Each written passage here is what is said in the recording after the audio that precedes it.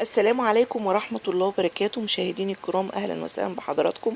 فضلا وليس أمرا الاشتراك في القناة وتفعيل زر الجرس عشان يصلكم كل جديد. وإليكم أسعار الدولار في البنوك. بنك الأهلي 30 جنيه فاصلة 75 شراء، 30 جنيه فاصلة 85 بيع. بنك مصر 30 جنيه فاصلة 75 شراء، 30 جنيه فاصلة 85 بيع.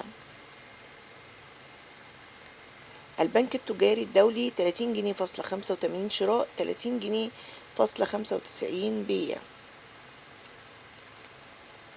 مصرف أبو ظبي 30 جنيه فاصلة 90 شراء، 30 جنيه فاصلة 95 بيع، ويعتبر ده أعلى سعر في البنوك.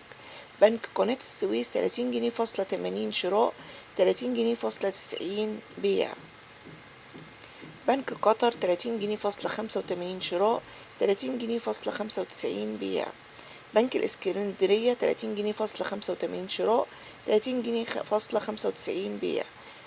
أما بالنسبة للسوق السوداء بيتراوح من 38.60 قرش إلى 39.10 قروش، وده بالسعر بيختلف من مكان إلى